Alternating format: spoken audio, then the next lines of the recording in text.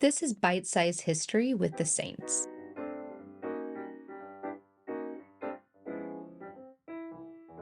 Hey everyone, it's Megan. And it's Bradley. So this week we're going to be talking about the upcoming recipes. Specifically, we're moving forward. What we do every week? I know, we're pretty consistent. Well, I mean, you gotta be. Yeah, exactly. If you're not consistent, then you need to go to a doctor and talk to them about Movithrol. I don't know what it's called. It works though. That works. Yeah. So we're talking about Central America, specifically where we're going to be going with it. So when we were discussing like how we're going to do these recipes, originally it was like, okay, we can focus on just like the Aztec and then the Olmec and Mayan.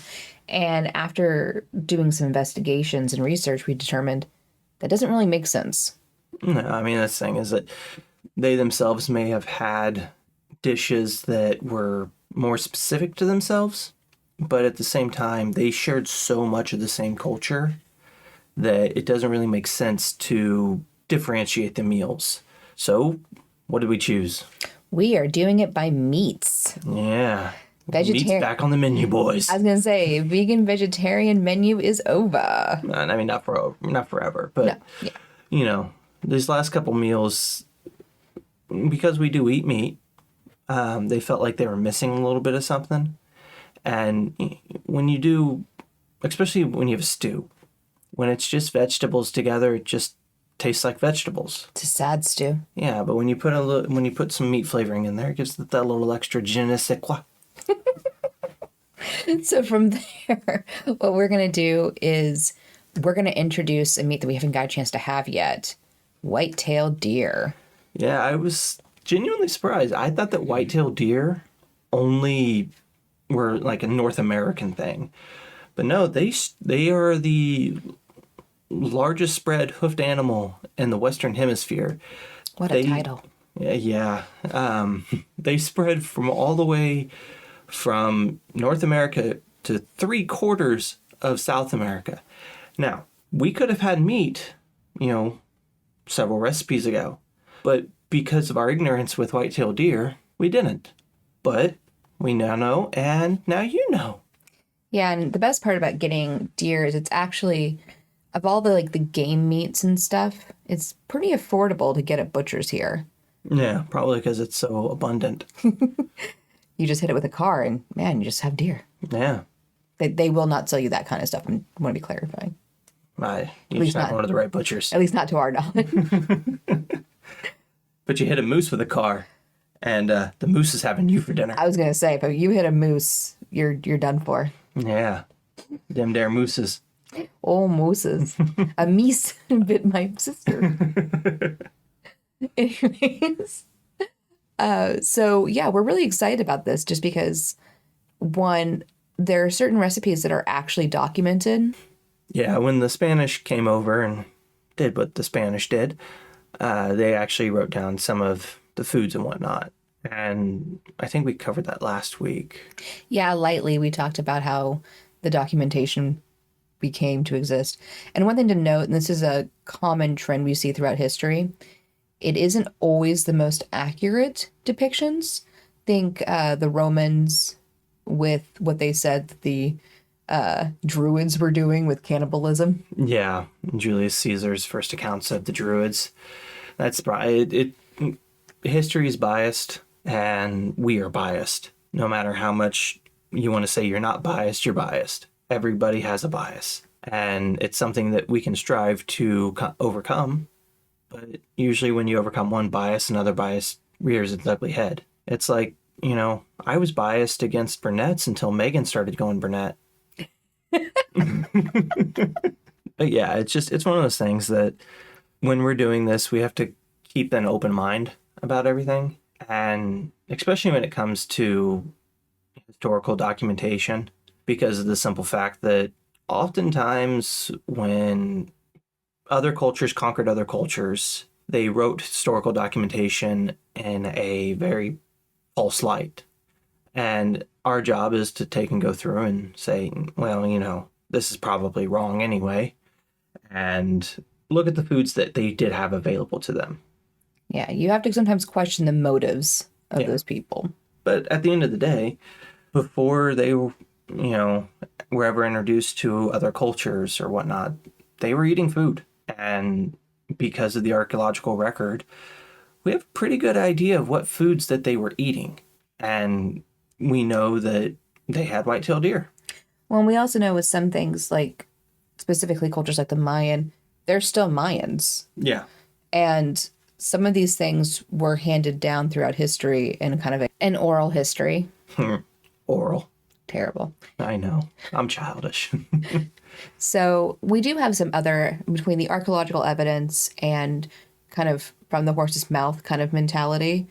But But still, you guys have to take that and go, okay, we're several hundred years separated from that. Exactly. And they have been influenced by other foods. And this is something we see through every culture. Every culture has that oral history.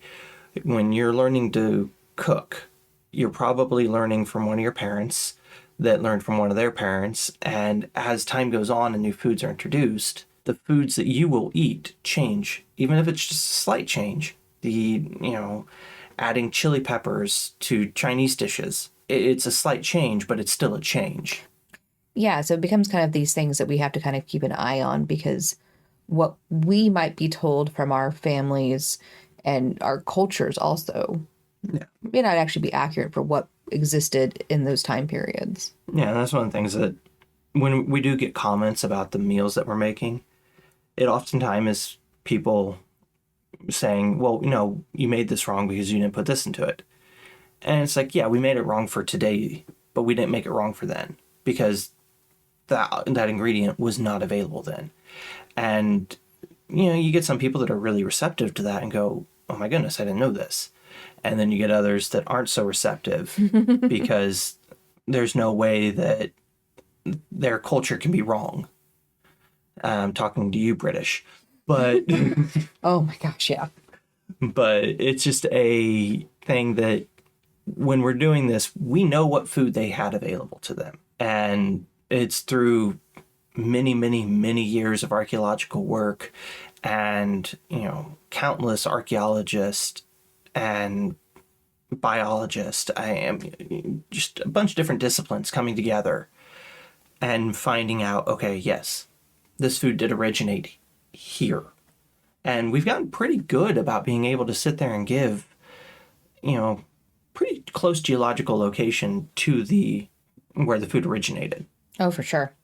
And a lot of that, as time has gone on and science has developed, has definitely helped.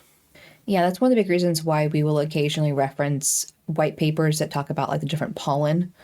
And that gives us specific time periods. But note, there is fluctuations between like seasons and such as what pollen would do today. Yeah.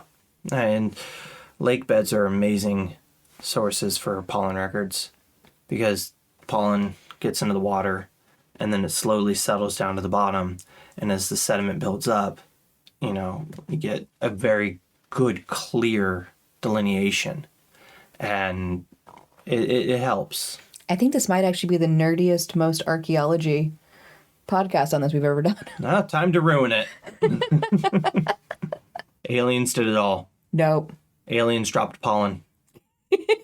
Hashtag release the pollen release. Yeah. Oh, God. Yeah.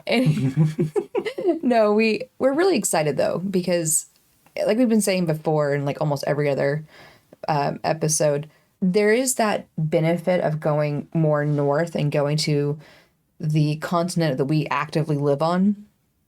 And we, because of being, North Americans, we've eaten a lot of these foods for most of our lives. Yeah. We're from a community that is heavily Hispanic and a lot of rednecks. a lot of rednecks. So it wasn't uncommon for, your uncle's brother's friend, whatever, to just show up with a bunch of deer. Mm-hmm. And you just didn't ask how he got that deer. Well, you guys had when he was working for a gas company, somebody showed up with gumbo that had crocodile in it. He was actually a southerner, though. Of course he was. Yeah. No, I don't know how he got that crocodile. I'm going to assume that... He was growing them in his backyard? No. I'm going to assume that he probably took a trip back home real quick, wrestled himself a crocodile, and came back up and was just like, yep. I conquered this crocodile.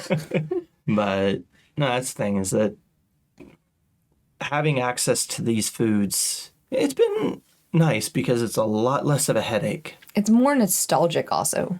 In a way. Because like I remember my mom's friends sitting with us sitting with me in a kitchen when I was growing up and like making tamales. It was a nice introduction to another culture. And that's one of the beautiful things about Kansas City. Yeah. Is there's so many different cultures living in Kansas City that you have to actively go out of your way to avoid being introduced to another culture in Kansas City.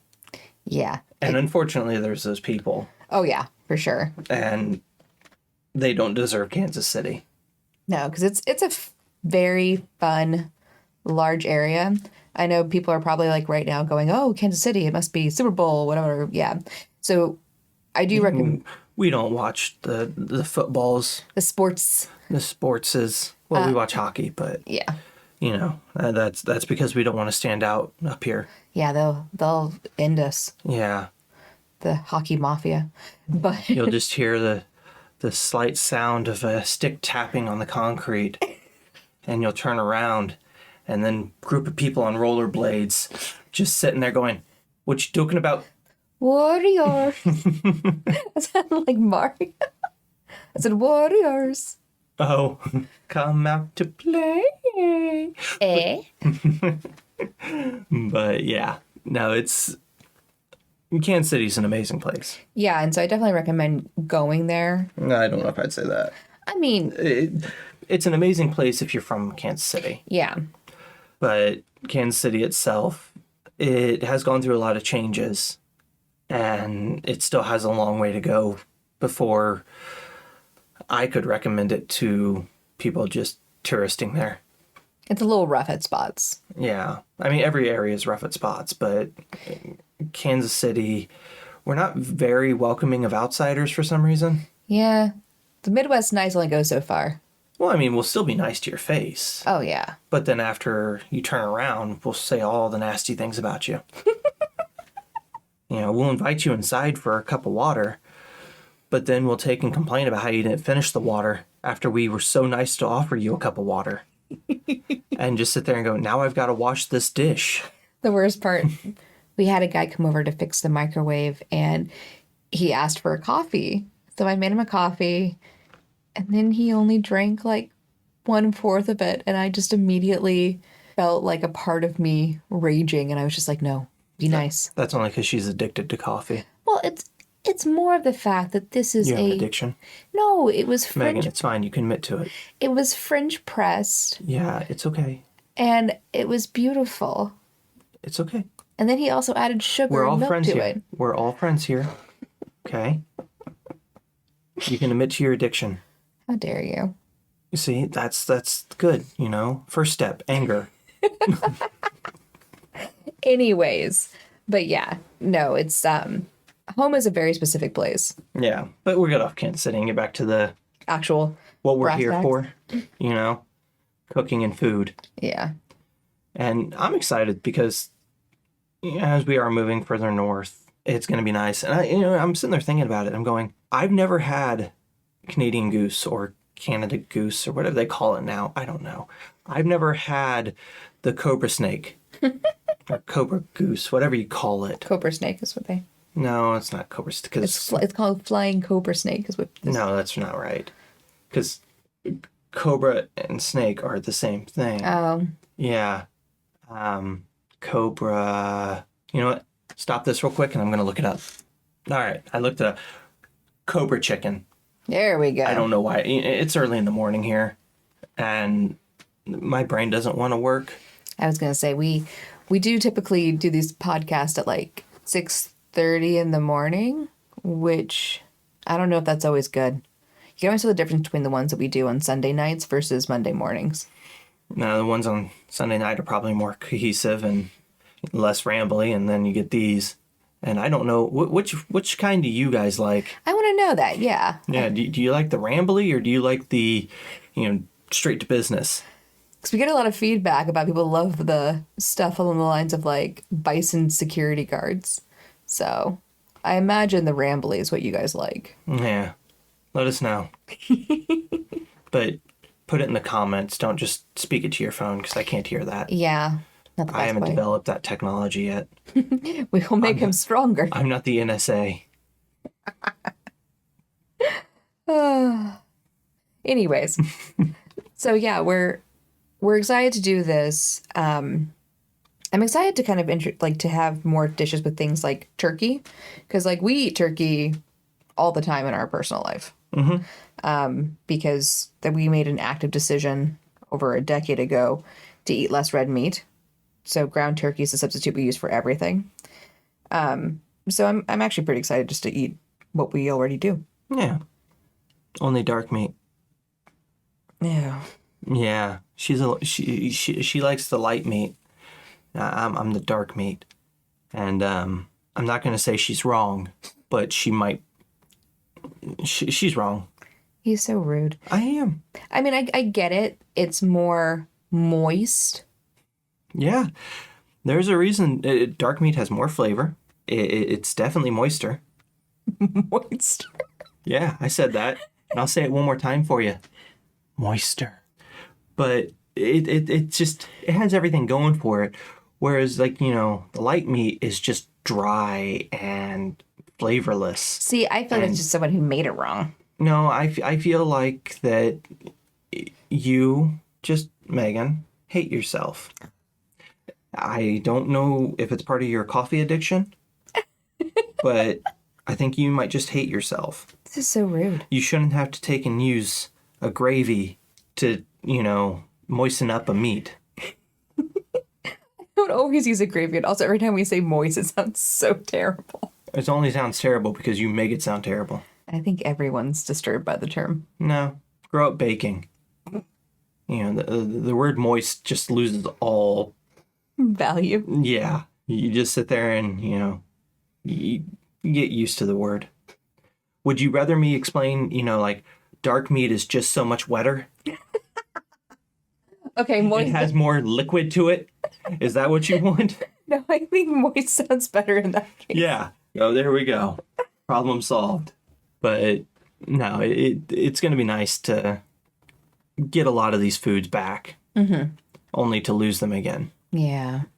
And when we get over to Europe, find that, you know, root vegetables, lots of root vegetables. I was going to say, it's going to be a lot of parsnips. Mm-hmm. Hope you guys like parsnips. Yep.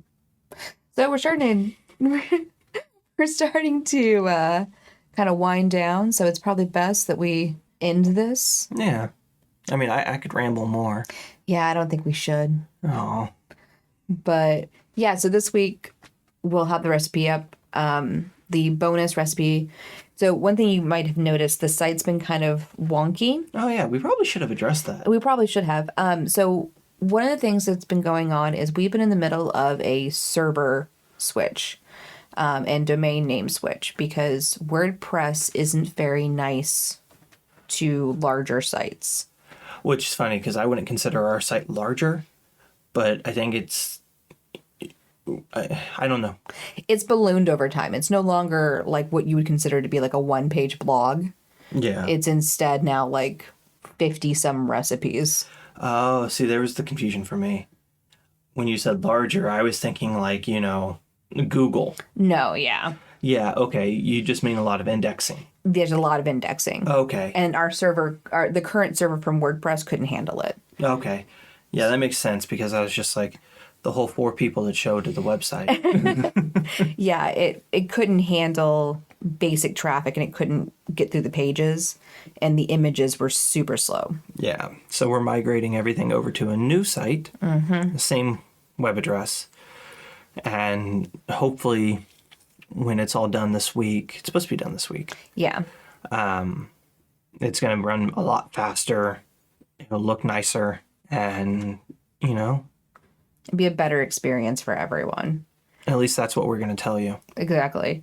Well, and we'll be posting like the bonus dessert recipe and stuff as soon as the site's back up because I can't post anything right now. Yeah, which is kind of been eating at her. It's driving me crazy.